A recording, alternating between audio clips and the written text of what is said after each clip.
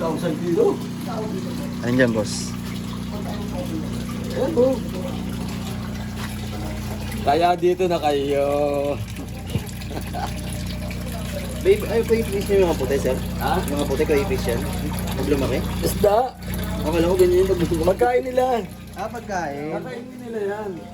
Pagkain pala nila. Oo. Ano nga yung, anong isda yan yung nabibili sa pet shop? Dati, parang dati. Kakainin nila yan. Puti lang para kitang-kita raw. Kasi pag ito, magkakalag mo rin. Hindi lang yun. Yun nga lang kailangan. Yung kami hindi na kumakain ng damo.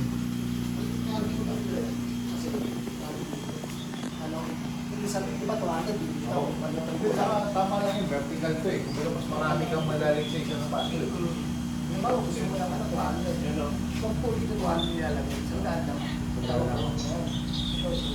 kung pag may malaki na yun, puno mo yun sa aser. Sizes na. Hindi naman nasisira kagad. Kasi, mas maganda sa ano yun. Nakakawat po. Para yung mga gusto mo.